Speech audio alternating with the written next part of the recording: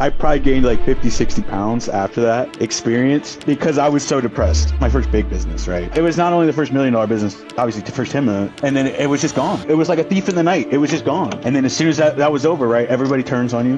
One of my investors, good friends, right, he was paying $1 million in taxes. Fast forward 6, 7, 8, 9 months, whatever it is, right, ends up saving $1 million in taxes. And I was mind blown when I heard that, and that's kind of what made me shift into going like, there's not enough of this out there. We can mitigate 60% of the AGI income, and we can also mitigate 98% of the capital gains. And if you do it the right way, you can actually double dip on the tax savings, which is very rare. You donate $1 million in there, so 600,000 of a deduction is going to come off your income. You sell it inside of that entity, so you're going to offset 98% of the capital gains onto that partner. So I just went to a family office conference in Beverly Hills.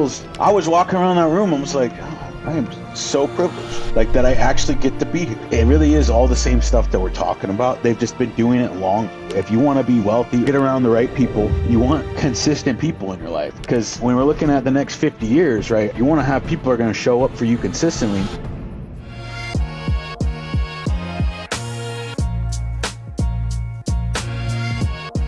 So, welcome to Beyond the Bottom Line. I'm Joey, your host, and this is where we pull back the curtain on how the ultra wealthy actually protect and grow their money, the stuff that your CPA or advisors never tells you. Each week, I sit down with the smartest minds in finance to uncover strategies that business owners can use right now to keep more of what they earn and pay less in taxes legally. So today, I'm joined by Jamal Hansen, president of Oton Holding Groups, a firm that operates like a family office for high-income business owners who are done just saving on taxes and ready to start multiplying their wealth. Jamal's been in the arena. He's built businesses himself past $10 million, watched them crash to zero, and rebuilt from the ground up. So he's been scammed, burned by partners, and pushed to the edge. And through it all, he discovered something most advisors never find and never seek, which is the real opportunity isn't just reducing your tax bill, but it's redirecting that capital into strategic acquisitions that create new income streams while providing deductions against your active income. So we're going to dive into $1 million tax problems that change everything, why solving taxes is only 10% of the equation, and how you can start operating like a real family office yourself. It's going to be a masterclass. So if you're a business owner, you got to tune in and watch that. Welcome to the show, Jamal. Thank you. Thank you for having me on, Joey. It's a pleasure to be here. Yes, sir. Well, let's go back to the beginning, Jamal. You got into this world because a friend of yours, right, was paying over $1 million in taxes. Walk me through that moment, and what did you see that most people miss, and how did that conversation change the trajectory of both their wealth and your career? So when I look back at that moment and I think about it, it really starts with I used to be a voracious networker, okay? So I used to be running around Beverly Hills, going to every single event that I could go to because I wanted to meet people, right? Wanted to meet lots of successful people. And during this time period, I was running the restaurant and I was raising capital for real estate ventures and things like that. So, I was out there, right? But what happened was I went to this networking event and I actually met a family office. Okay. I met a family office there. The core family office, and great little plug there. I talk to them every day. They're, some of my best mentors. Spoke with them. They actually ended up having an event about taxes in general. Okay. So there was a tax family office event where they had, are you a basketball fan? I know basketball. Okay. I know basketball. More of a hockey fan. I'm from Canada, right? Okay. Well, so they had an event. in Beverly Hills, or at the Calabasas Country Club, and they had Meta World Peace from the LA Lakers there speaking about taxes and finance and stuff. And I remember I showed up to that event. It was an all-day event, and it was basically 6 hours of every, it was like 5 to 10 minute rapid fire taxes. And everybody there had so many unique strategies that I learned. My mind was blown, right? And I had not known any of these tax strategies or any of these things yet. And that was the event where really was kind of like the catalyst for me and diving into this world. But I met so many great people, tax strategists alike, right? Doing all sorts of different strategies. And, fast forward to where one of my investors, good friends, right? I found out he was paying $1 million in taxes. And I was like, oh, okay. well, I just went to this event. I learned all these different strategies. Like, let's see what we can do, right? And Yeah. after kind of getting into it, right, with some of the people that I met from that event, right, fast forward 6, 7, 8, 9 months, whatever it is, right, ends up saving $1 million in taxes. And I was mind blown when I heard that and when I figured that out. And that's kind of what made me shift into going like, there's not enough of this out there. I'm very privileged to know these things and to have learned these things. So I need to go share this with the world, kind of thing. And that's kind of what I got out of that experience is we started utilizing he's a very savvy guy, a very savvy accredited investor, he's a tech guy, tech companies. So his strategies was heavily investments.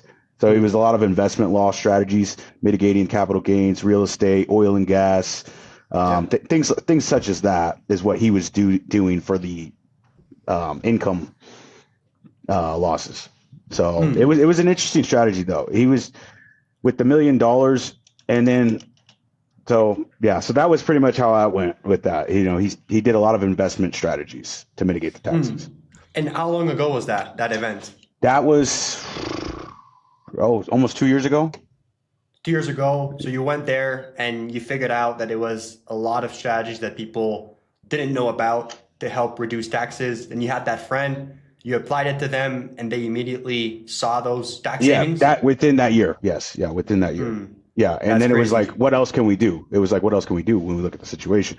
And then that's when I started diving deeper and really understanding these concepts when we look at taxes, because there's a way it's been explained to me, and the way I explain it to clients, right, is, we have two different buckets, right? We have our nickel and dime tax strategies, right, which everybody's familiar with those. That's I'm going to buy a car or buy a truck, lease this, get a 30-cent deduction, whatever it is. Yeah. I'm going to write off my meals and stuff. What CPAs talk about, right? Yeah, it's all that boring stuff. It's all those things that nickel and dime you, and they add up, right? And they're great strategies, and everybody does them.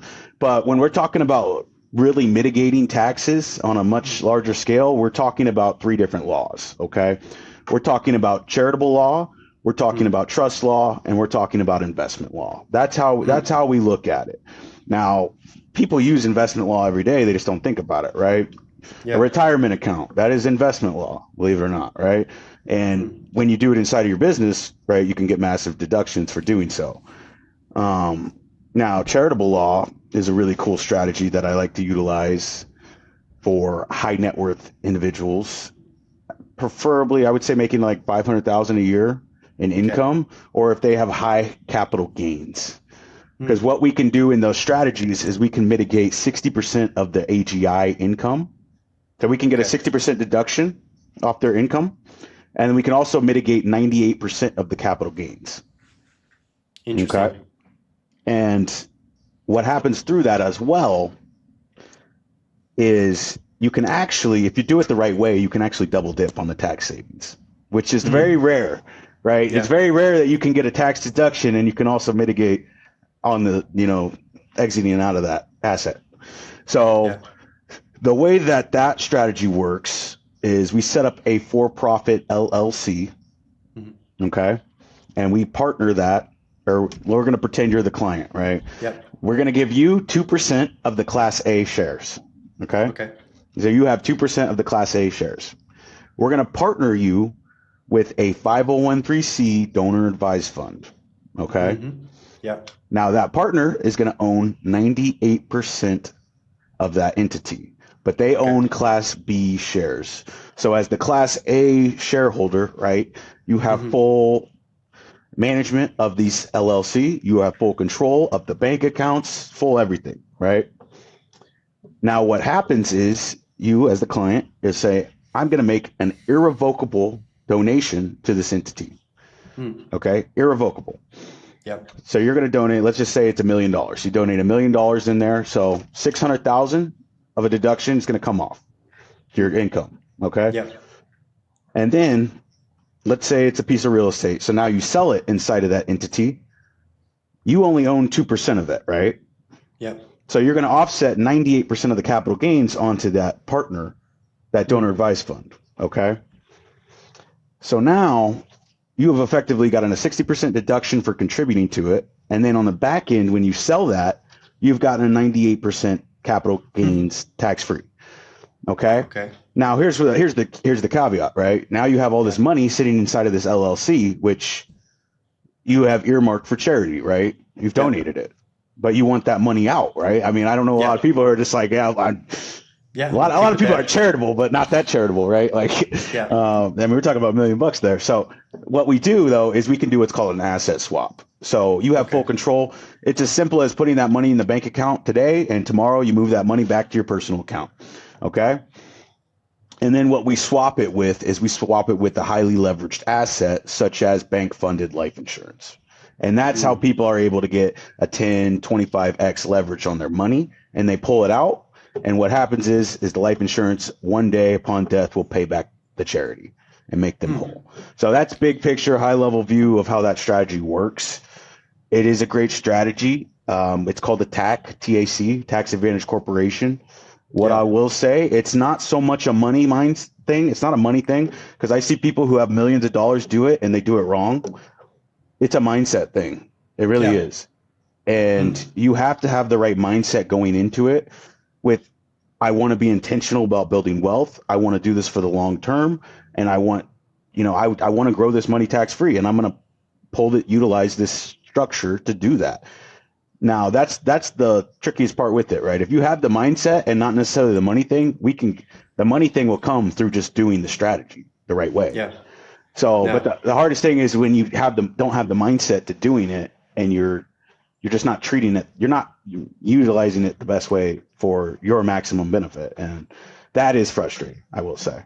So, and is that why you say that's the way to kind of double dip in tax savings? That's one of the strategy to do that? If you really want to double dip, that's probably the best way to double dip. Now, a lot of people, like, they want to get into these. Now that's a bigger thing, right? And that's not something, I mean, if you're paying $50,000 in taxes, I can't really necessarily recommend it unless you have the mindset of, like, I'm really going to I want to go multiply my money. Right. Yeah. And I don't mean like I want to let it go compound in the markets or whatever it is. Right. You have to be aggressive. You have to go multiply your money. You have to be a true operator / entrepreneur and really get after it. In my opinion, for you to have the highest success with it. Yeah. And from my understanding, that's what again, we talk a lot about that, what the ultra wealthy has been doing forever. Right. And now those strategies are finally kind of trickling down to everybody, right? That has access to that. And again, disclaimer that we always put disclaimers everywhere, but like these are stuff that only the licensed professionals. So obviously make sure to look into that and that it's the right thing for you. It's different for every business. There's no guaranteed results, right? So of course you got to look at it yourself and consult people like Jamal that can help you out with that. But these are just examples of what you've helped others do. And is that one of the things you did for that? Going back to that guy that was paying $1 million in taxes, was that one of the strategies, or was it something else? That was one of the strategies that we did as well. Yes, combined with some investment strategies such as oil and gas and things like that. Yeah, that's why it's a sequencing of things, right? A lot of people are looking for that silver bullet, right? Well, it's more a couple of golden BBs that makes the whole thing work properly, right? Would you agree with that? I would 100% agree with it, right? Because it really is, like, the way I look at it when we start to like really seriously engage clients is we have to build that foundation, and we really have to build it up, and that doesn't come in a month or two. That's going to take. That takes a significant amount of time of pouring into them, investing time with them, talking to them on the phone, helping them unpack these concepts, because they're, not everybody is in this industry like us, right? They don't talk about these concepts every day. So they're entirely foreign, right? And it goes back to mindset, right? The people who have the mindset and the desire and the willingness that I want to learn these things are going to have significant success. But we have to build the foundation, so we start piecing things together to get them where they want to go, right? Just like anything, right? We have to build it brick by brick to have something significant. It's not an overnight quick fix, one thing. I can just do this one thing and I'm done. No, we have to start looking at everything. It's a lot of work. And most people, I think, underestimate how much effort goes into it to actually mitigating their taxes.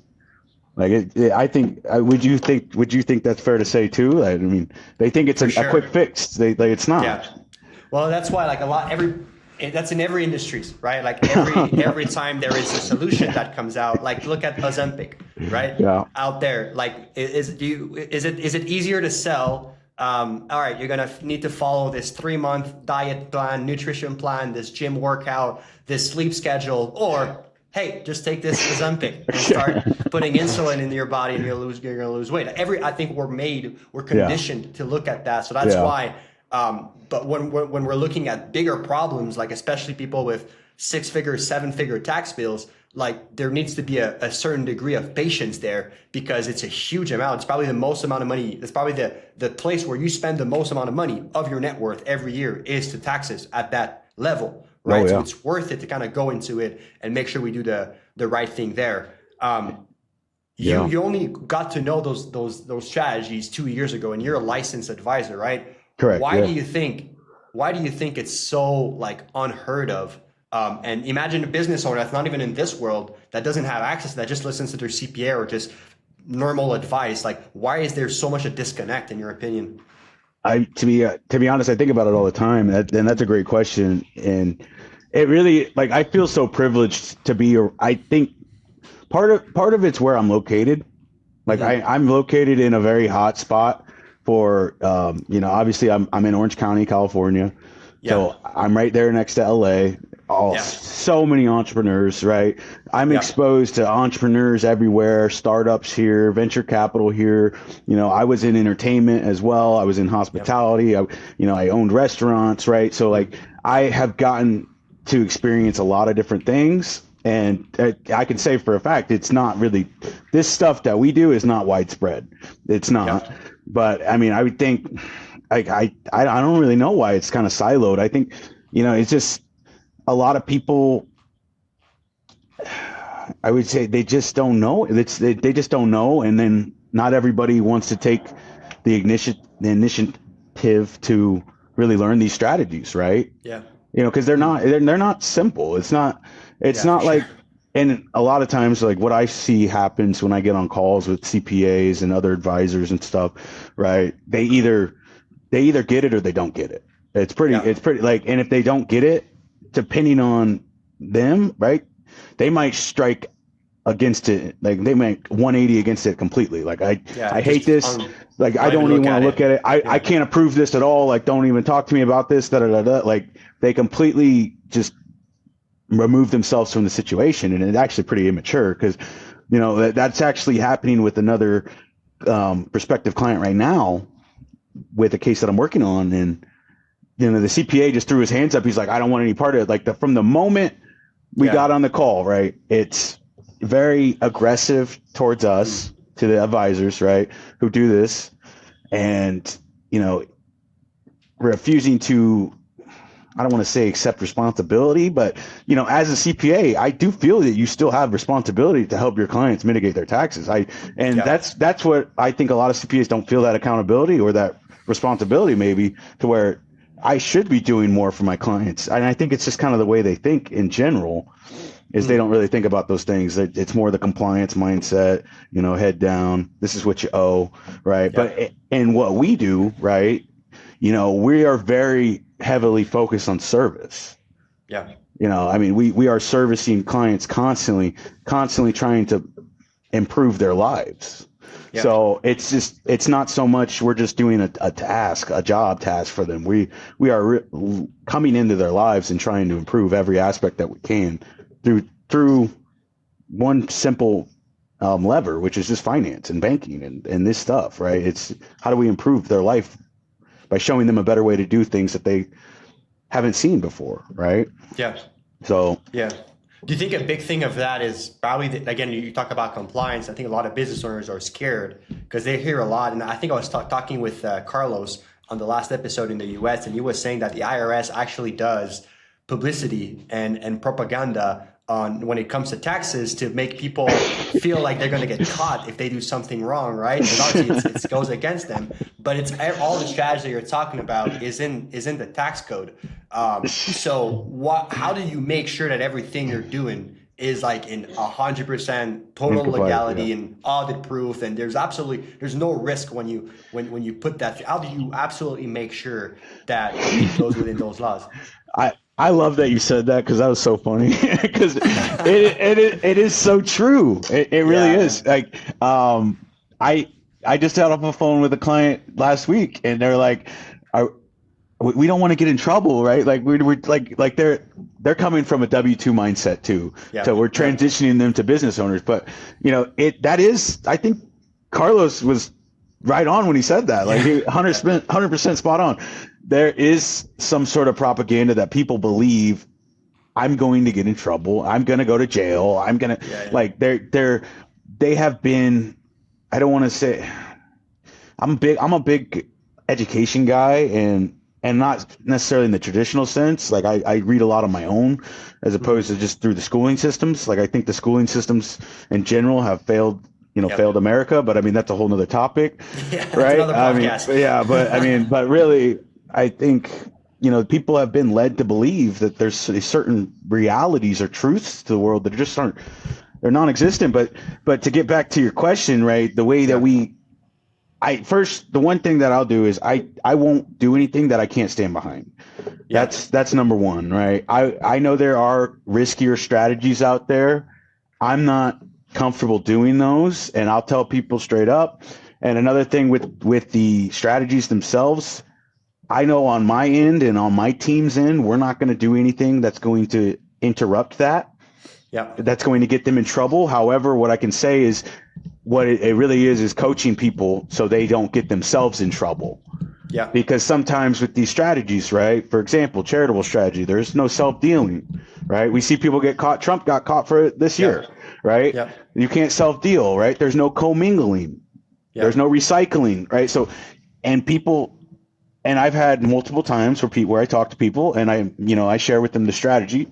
First thing they want to do is I want to open up my own foundation, and I want to go, I want to just go, do it in the most unlegitimate way.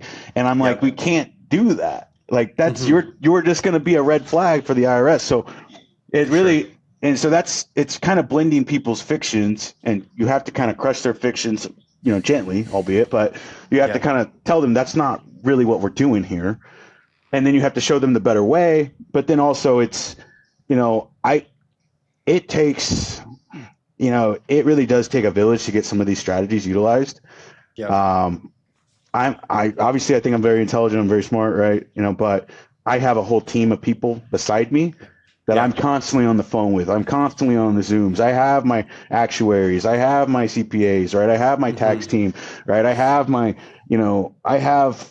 my insurance guys. I have all these different, points of contact that I have to go back and forth just to figure out what's best for the client.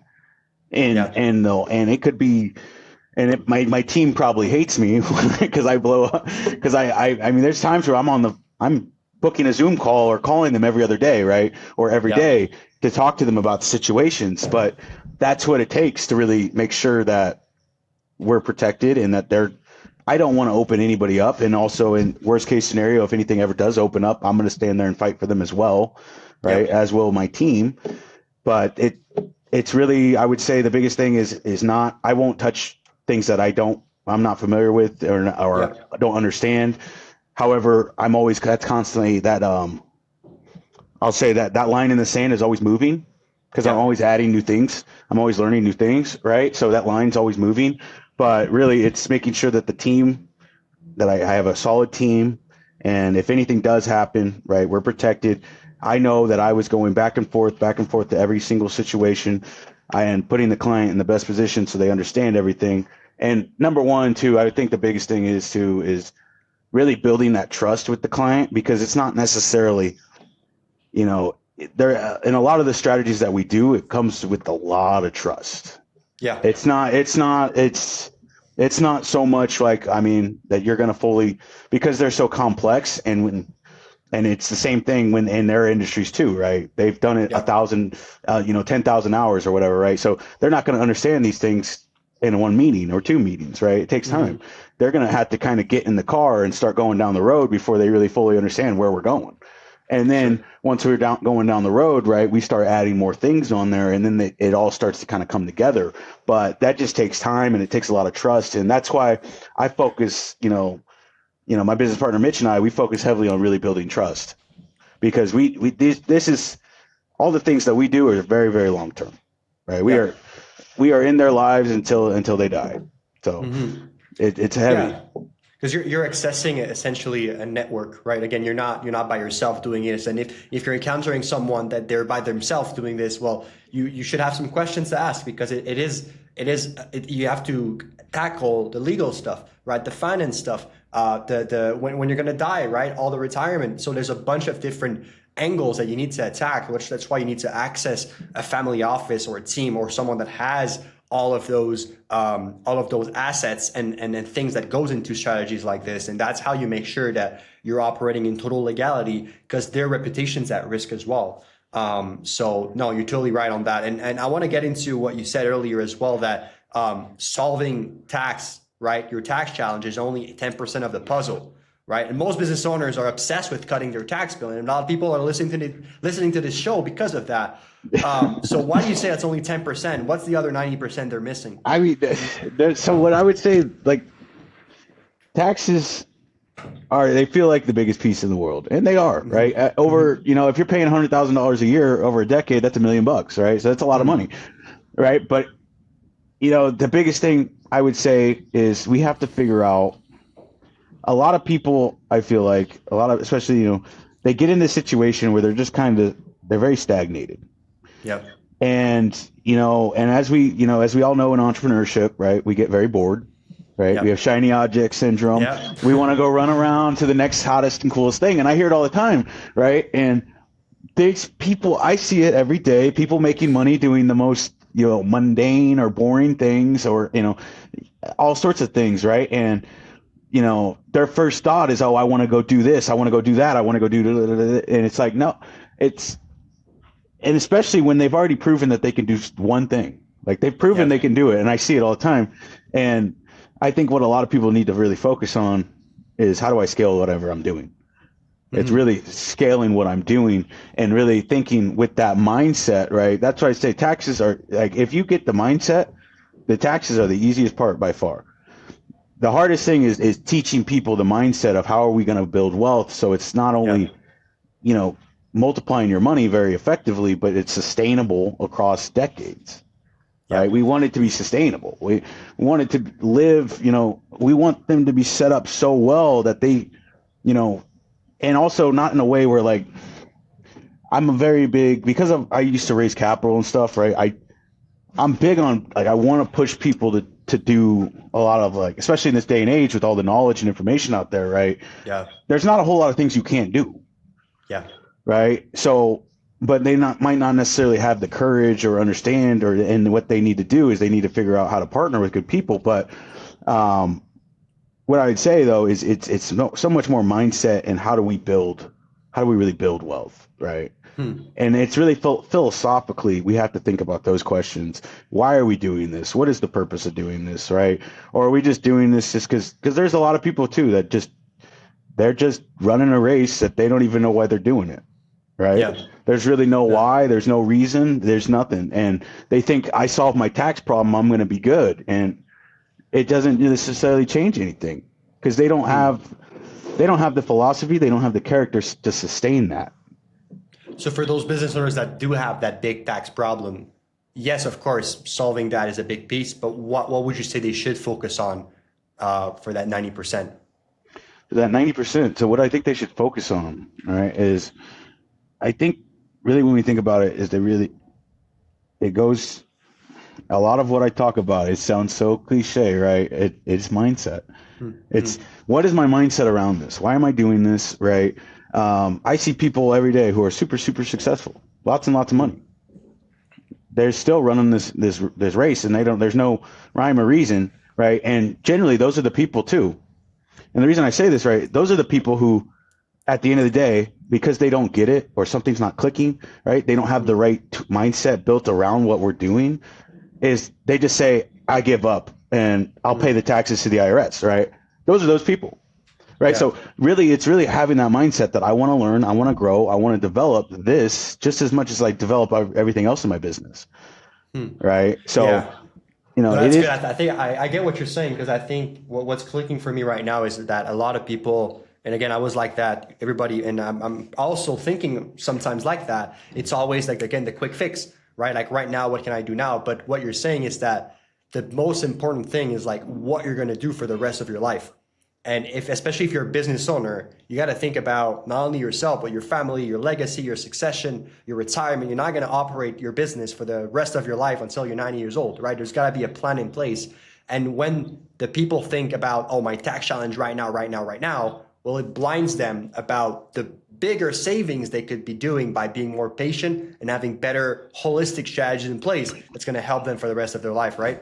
Yeah, I mean 100%, because I was doing the math on it with a client the other day on the phone, and I was like, you guys are going to retire with like 15 million.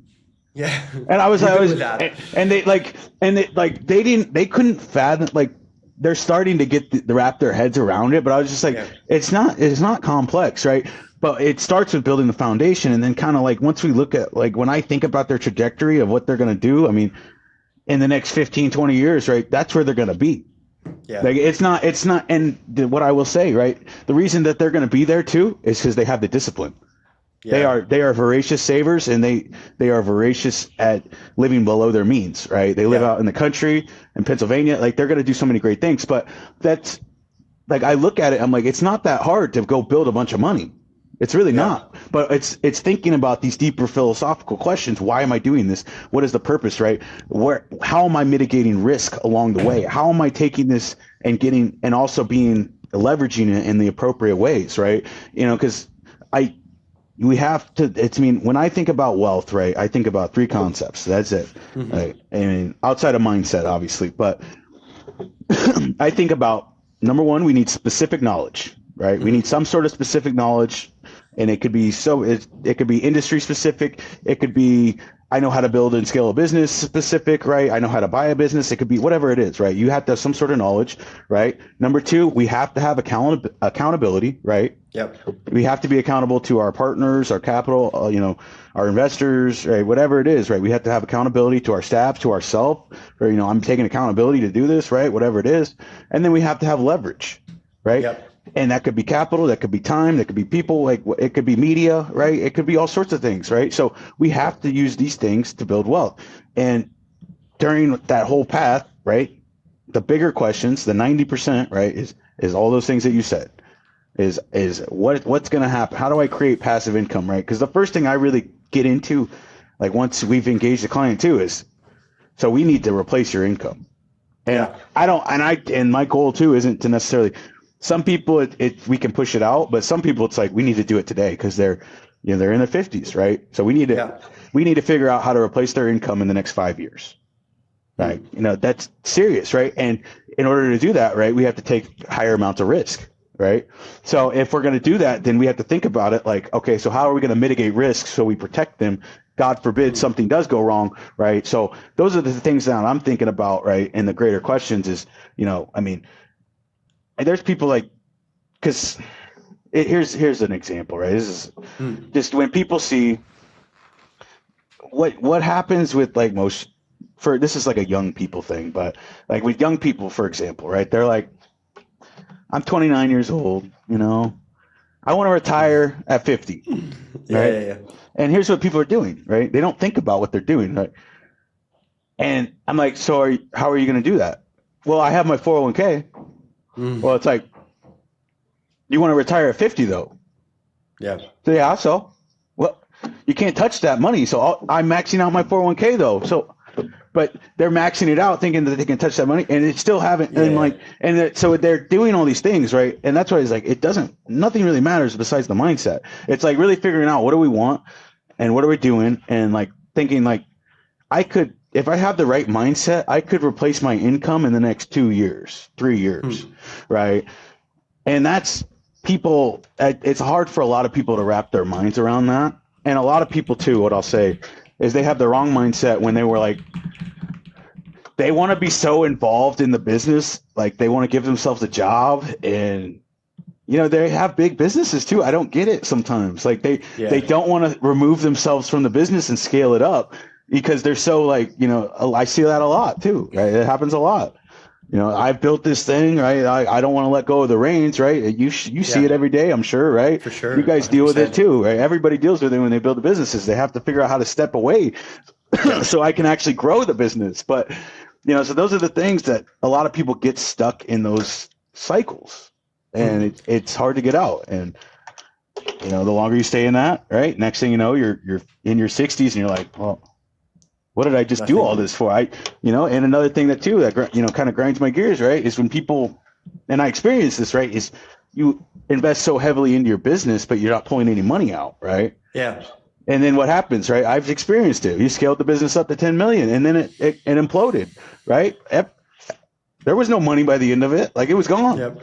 It was evaporated, right? And people are always like, they don't think that could happen. And I was thinking about it before this morning, anything could happen. Like, anything, whether it's a death, whether you get sick, whether, the market entirely shifts, whether AI takes up, whatever, we don't know. Right. So you have to kind of be able to mitigate risk. And it's a fine line, though. It really is a fine line. You have to balance multiple different things and figure out how to pull money out, but also to how to, scale the business simultaneously. But so I just said a lot there. That was a lot. No, that's good. That was spot on, Jamal. That was spot on. And I totally agree with every single word you say. Because at the end, I think, again, you said it's cliche, but it's the truth. Like everything you've said in the past few minutes, it's all comes down to your mindset. If you have that dialed in, if you know your North Star and you align everything and you put your compass being that North Star, then things will fall down in places for you, right? So, but I want to touch on the $10 million business, $10 million business you talked about, because I think that could be valuable for the people watching. You said again that you've built businesses to 10 million, watch them crash to zero. So without getting into too much of the pain, because I'm sure it wasn't too easy, right? That was incredibly traumatic. Incredibly traumatic. That was so traumatic. I probably gained I probably gained like 50, 60 pounds after that experience. Oh my God. Because I was so depressed. It was a very depressing thing. And, to be honest too, it was my first big business, right? Yeah. And it was not only the first $1 million business, it was the first, obviously the first hemorrhaging. And I was like, and then it was just gone. It was like a thief in the night. It was just gone. And you're just like, and then now you're liquidating everything. You're pulling everything out, right? And you're just like, wow. And then all these ideas and things, the way, just, and then as soon as that was over, right? Everybody turns on you, right? Yeah, everybody, for sure. And, you're just not, but the biggest lesson that I would say that I took away from that, and it's one of the biggest things that I talk about with people too, is we have to mitigate risk. Mm-hmm. We have to figure out how to mitigate risk in situations, right? Because you can be doing extremely well, right? By all standards, right? It sounds good, right? $10 million business, right? Sounds good, right? But at the end of the day, if you're not taking any money out, pulling any money out, you are leaving yourself incredibly vulnerable to things that you can't control, right? Mm-hmm. COVID, right? Things happen all the time that we can't control. So we have to mitigate risk, and we have to do it in an effective way, and we have to put money away, and we have to, a big thing that I'm, big on, right, is, a lot of things that I talk about with clients, right, is scaling. Like, we want to scale this, right? But it's not putting it all into one entity, right? We have to spread that risk out. We have to transfer that risk, right? We have to spread it, right? It's like a lot of people, they think like they're thinking too small, and they're thinking like, I want to have one perfect one or two perfect one. It's like, that doesn't exist, right? I'd rather have 10 that are doing the same revenue. So when one of them falls off, it's okay. Yeah. Like it's so, but people get so wrapped up into these perfection, and they get so wrapped up into these, like I seen it, like perfection is not going to be there. So just get over it. Right. And do the best you can and spread and what you want. And I love, this is why I'm sure you're a big Hormozi guy too, like myself. Yeah. 100%. Right? Hold on. Actually, like I love this. Like, yes, I love big on Hormozi. The same one right there.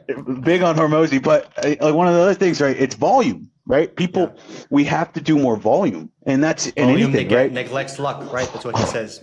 Yep. And so, I mean, why do one if there's a way to do 10 of them or 20 of them or 30 of them, right, and whatever it is, you're going to have much more success. And that's what I try to really talk to people about. And, they kind of get in their own way because they don't think about, it kind of goes back to that. I want to be working, I want to be the guy, right, in the business, or I want to be the girl, or whatever it is, right, or it's these, I guess I would say, like these delusions or fantasies, like, oh, I'm going to do this and I'm going to do that, and like, it's, so what I like to do is I like to complement that. So what I'm actually actively working on with a few of my clients right now is partnering with them on things. For example, I have a dentist client, right? Doesn't know anything about business, nothing. But he's a 5-star dentist, which I'll never be, which is good. But that's good. That's what makes it work, though, is because he doesn't understand business. He doesn't understand what we're doing. But if you take him this is where partners come in, right? You want to partner with good people, right? And you put that together to where now you don't have to run the business and the clinical side. You can only you can focus on the clinical side, right? You can focus on finding and training another 5-star dentist, right? But people don't think like that, right? A lot of people. Another thing is, I actually, it's very surprising to me because I'm so used to having partners and stuff. Yeah, I'm sure you are too. Coming from where you're at, but a lot of the people I talk to, they just don't have partners. It's actually kind of surprising. Yeah. Like they're very they're very successful on their own. But I'm like, you could accelerate this timeline, and you could have done it like people but they don't trust people, right? So the biggest thing is they gotta, and they're like, and I was talking to a vet the other day about it, and she's like, where do I find them? I'm like, I don't know. For sure. Like, you just meet people, and it's people, right? And you got to talk to them, and you got to make sure that, hey, can I work with this person? Hey, are they bringing something unique to the situation? What value are they bringing? Right? It's things like that. But, because everybody's got to, bring something to the equation, otherwise it doesn't work. But I mean, I'm so used to partners that I'm surprised that a lot of people I talk to, it's totally foreign. Same thing for me. Like I've all the businesses I've built, it's always been with a partner or 2 or 3, right?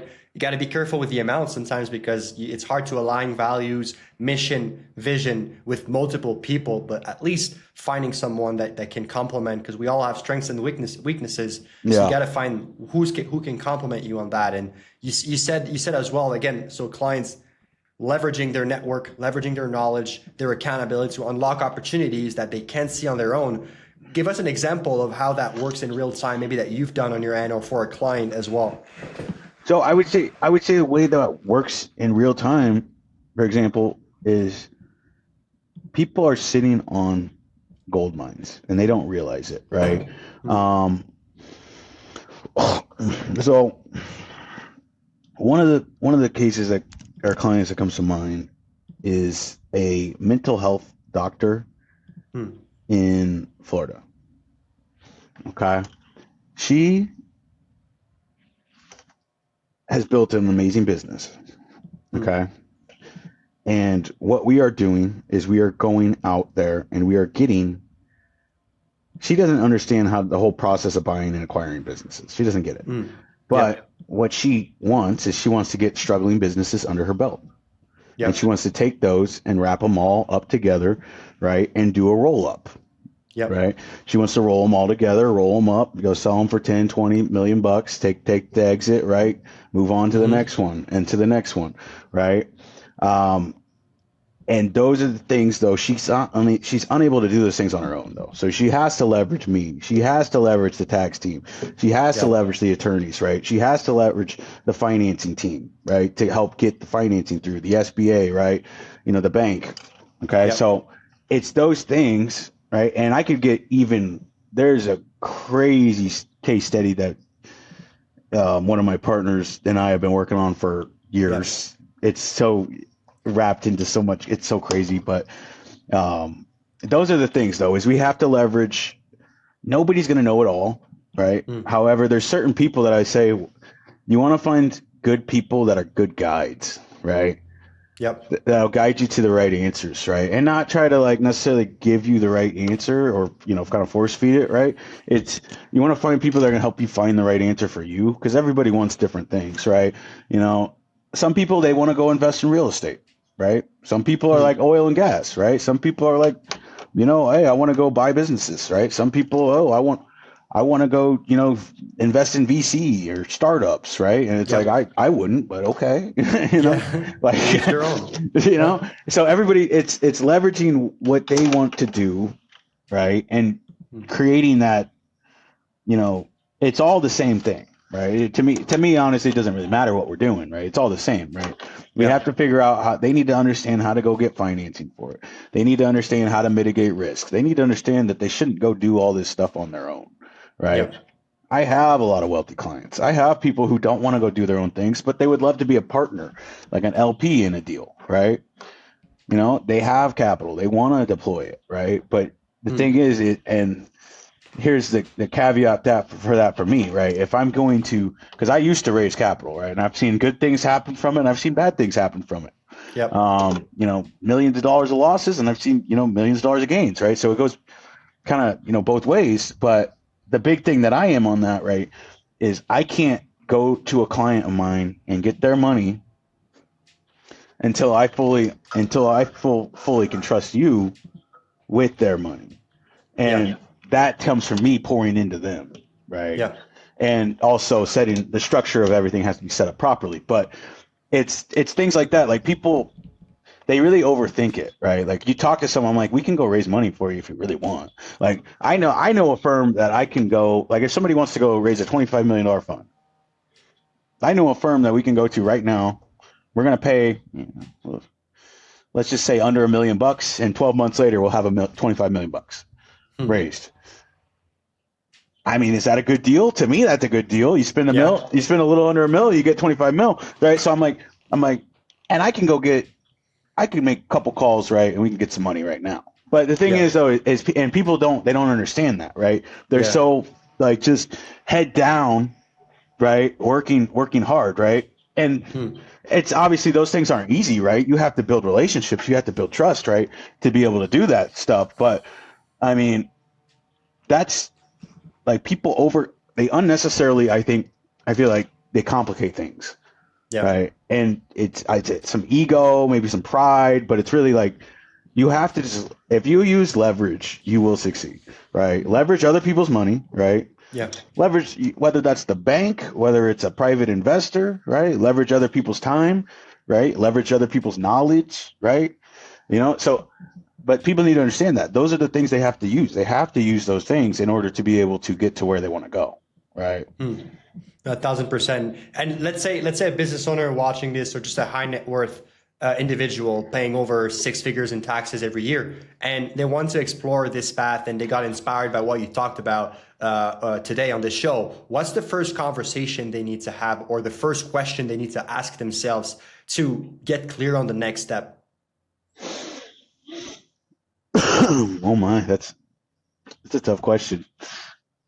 That is a genuinely tough question, and the reason why I say that's a tough question is because everybody's so different, right? And everything really just, I let it kind of flow. I really try not to overwhelm people. Yeah.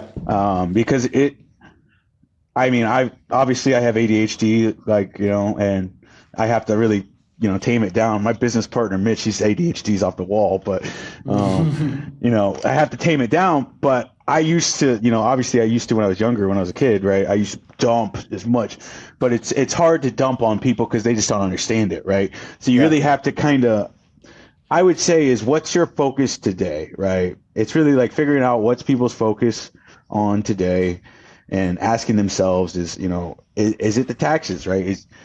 Are taxes my biggest issue? Is taxes a piece of the problem, right? And so it's really getting clear on what, identifying and admitting, hey, I have this problem or challenge or whatever you want to call it, right? And I want to solve it, but I also care about these deeper questions, right? And it's really thinking about that, and really looking at it from that perspective or that frame or that lens, right?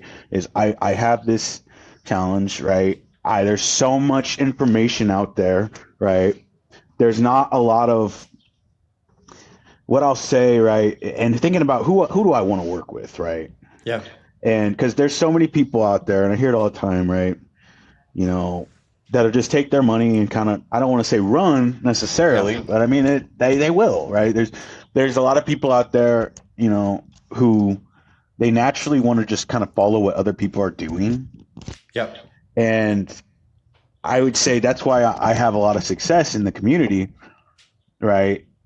We invest heavily in clients before they invest in us. Like, that's just a fact. Yeah, it's trust. Like we believe in them so much more than they can even believe in us. So by the time they do end up believing in us, right? They just they have like, so, you know, I mean, we're spending, you know, we're flying crisscross across the country every other week, right? And taking them to dinner and doing these nice things, right? And really, like, so we care deeply, but I would say it's really finding people. It's not so much like if you have these things, right? It's finding people that you really want to work with, right? Because this isn't like a short-term thing. Like, I'm not looking to work with people if it's, you know, we talk one time and it's done, right? Like, I genuinely pour into my clients, and I'm big on that, because in order to take action, right, and to have actual results, right, we have to take massive action, right? So that's why I pour into them so much, and that's why we're so, you know, we have to knock one thing down, right? Obviously, I build like a framework in my head of what I want to do. Yep. And some of that is shared with them, and some of them it's not shared with them yet, because I need them to focus. But it's really knocking things down one at a time. Like, and then when they bring up more things, it might add more to the list, right? But I would say the biggest thing is really thinking about, hey, who do I want to work with? What type of advisor or strategist do I want to work with, right? You know, do I want to work with someone that I can pick up the phone and call and it's like that, right? Or, you know, do I want to work with, you know, a more, you know, what I'll say is my team and I, right, we're more boutique. So we're able to do, you know, we're 24/7 pretty much. So we're pretty active. A lot of people that, you know, you work with, and I see it all the time because I work with bigger firms, right? I work with a lot of bigger firms too. So it's really hard to get a hold of people and to get things done, because there's so many, like one of my, you know, top CPAs has 6,000 clients. Yeah. How do you want to be there, like, personalized with that? So there is really no personal relationship that you can have with them, you know, which is fine, right? You don't necessarily need one, but that's what it's finding people though. Like, you have to think about those things, right? Because a lot of people, and I hear it all the time, my CPA is not doing this, this ain't doing that, right? And it's not so much I need a, you know, it's just you got to have a team, right? Especially in this day and age with so much, you know, disinformation or misinformation, right? You need to have a team. You need to have different people. Like, you want to find, like, I guess the way I kind of look at myself, right, is obviously I'm, you know, I know a lot and I'm very intelligent too, but I still am, you know, in many ways a quarterback too. I'm not necessarily the guy who's going to take the ball, run down the field every single time, right? Yeah. So, I mean, it's really thinking about those things too. Is like, even I know when to say, hey, I'm going to the next level to grab my, you know, to figure this out, right? So, you know, but the thing that they get, right, is you want someone who's going to work with you constantly, like, not just kind of pass you around, and who's genuinely invested in your success, right? That's at least that's what I want, you know, is I want someone who's invested in my success, who's, you know, blowing me, like, you know, to the point where I don't want to answer their phone calls. They're calling me so much, like, because we're getting stuff done, right? And like, I want to get stuff done. Like, I don't want to like sit on stuff, you know. A lot of what people need is we kind of are like coaches, right? We have to coach them and teach them and mold them to understanding these things, but also into doing it, right? Because it takes, I mean, it's not, you know, a lot of things are super, super easy to do, but the things that we do are, you know, they're processed, right? It's not overnight, and it takes time, and you got to keep people engaged, and you got to, you know, keep teaching them, you know, and keep developing them. So by the time it's all said and done, right, they look down and they see how far they've come, right?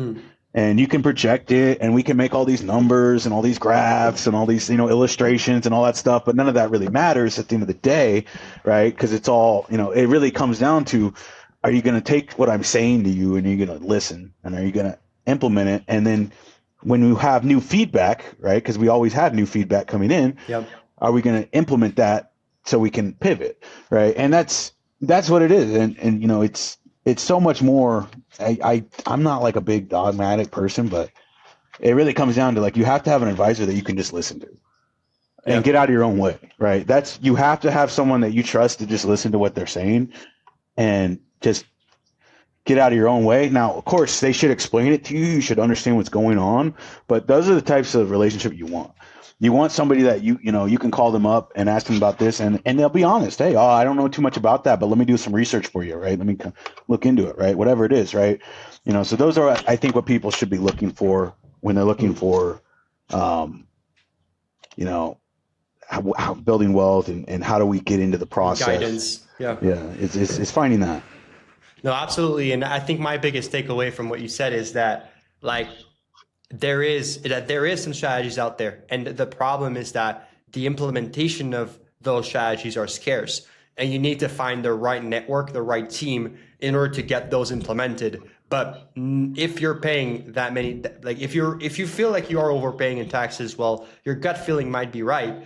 And maybe it's time to start looking for that person. And everyone's different. Maybe, Jamal, you work really well with one type of client, one type of business, or one type of professional, but another type not, right? So that's why you got to get a feel. And there's a lot of other people that can provide, and just finding that fit that works well for you. But the biggest takeaway is that, look, there is some solutions to reduce that tax pain. And it's just on your end to get that leverage, network, find other people, get out of your own way, change your mindset, and adapt what is available today, right?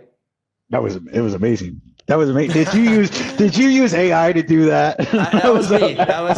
That was amazing. Oh my God. You took everything I said and said it. Okay. That was beautiful. Yeah. I mean, that's what it is, right? It's finding people that you work with well, right? Mm-hmm. To be honest, like the strategies, if you have any semi-decent advisor, right, you should be able to get the strategies, but it comes down to whether you like the person, you trust them, right? So where, and those are the type of relationships that I want, is so they trust what I'm saying, because in order to get the result that they want, they're going to have to do things that they're not going to understand or fully be comfortable with, right? So that's where I'm like, but also it's like you want to make sure you kind of figure that out. You want to make sure you got the right person trusted before you just kind of start, because there's different people, right? And you got to get a feel for them, and you got to, and that's what it is, and because there's so many strategies we can utilize, right? No, there's capital gain strategies, there's investment strategies, charitable strategies, the trust. I'm sure Michael talked about the trust strategies last week, right? Yeah, for sure. There's so many different strategies. Real estate, obviously, people love real estate. Cost segregation, bonus depreciation. There's so much good stuff there, right?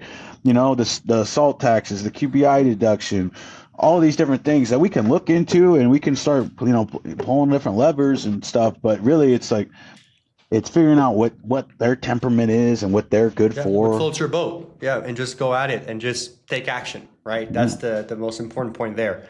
And Jamal, that's the ending question I asked everybody. I'm curious to hear your thoughts on that. If this episode were to outlive you, right, on YouTube, which it probably is, hopefully it will. What's the one lesson? Oh, wow. What's the one lesson you want business owners to remember about building wealth that actually lasts? The one question. The one lesson. One lesson. Right? That you want business owners to remember about building wealth that lasts. If that's the only thing left about Jamal Hansen on this planet, what's that one lesson? Wow, you just raised the stakes on me so high there. I would say the number one lesson is really get around good people, people who are doing the things that you want to do, right? Good character people, right? Now, there's going to be issues with any type of people, right? But, you got to get around the right people, right? And you got you have to be trusting, but you also have to, protect yourself at the same time. And, but get around people that want to grow, right? Get around people that want to learn. And, you know, I think really the key thing is find the right people. And that's probably, it's not even really about money at all, right? Which is so funny, right? And it's the truth. I would totally agree with that. Yeah. It's get around the right people, right? Obviously, you want to be around successful people, right? And people who are doing things, but really, like, just by getting that proximity around those people, right? And, that's why people love when we come out and see them, right? And we travel in style. like we come out, for sure. Like I mean, we spend we have good trips. Let me just say, we have good trips. We had a really nice dinner on the bay last night, right? We go on these nice trips, and we stay in nice hotels, and nice plane travel, right? And they're cool things, but really, it comes down to what the people. It's all about the people, right? The company that you keep, right? And not. There's nothing that there's very few things that I say that I feel like are dogma, but you want to be around people who are very, I guess I come from like a liberal arts, school, right? So I studied liberal arts, right?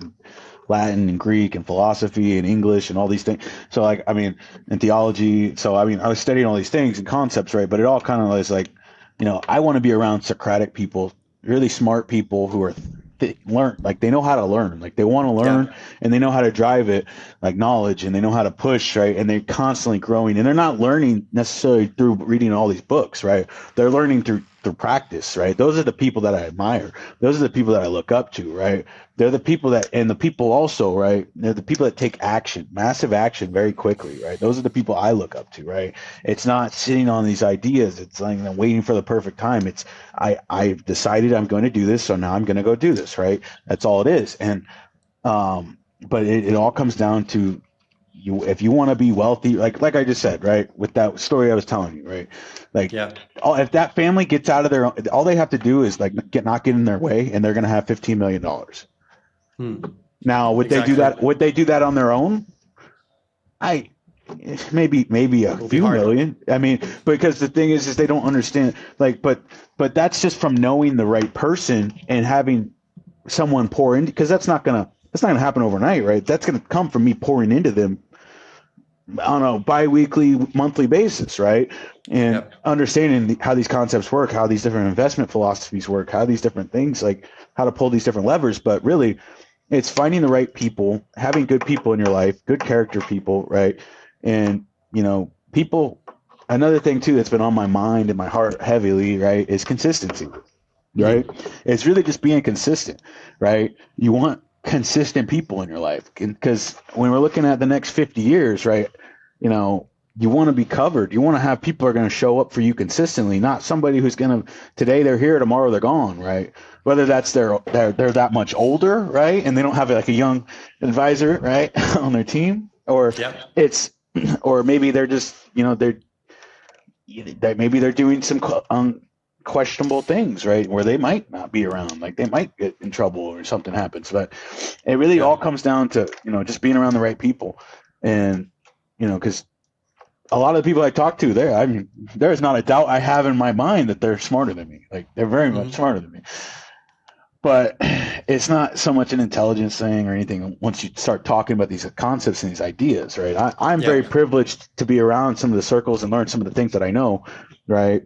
And I realized it. I just went to a family office conference in Beverly Hills like a month ago in September, and I was walking around that room. I was like, oh, I am so privileged, like that I actually get to be here. And I'm going to be at another one, next month, and one in Dana Point in December, Opal. And like, I'm so privileged to be in these rooms with these people. And, I've seen, super, super wealthy people, right? And it really is all the same stuff that we're talking about. They've just been doing it longer, right? Exactly. They've just been doing their timelines longer generally. And, they care about the same things, right? They care about taxes, right? Yeah. They want, and those are the people, right?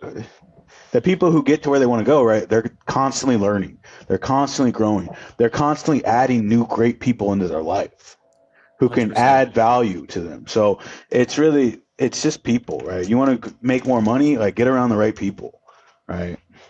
That was perfect. That was perfect, Jamal. So cliche. So cliche. No, but it's the truth. It's the truth. It is, and it's often the little things that people forget, right? And people don't do. It's all about getting the right partnerships, being a good person that you would like to be associated with, finding the right team that could implement those strategies for you, and just leveling up. So, but Jamal, it's been incredible. I want to thank you for opening up and not being closed off and sharing the real stuff, right? People want to hear. So thank you for coming on and spitting some game on us. That was amazing.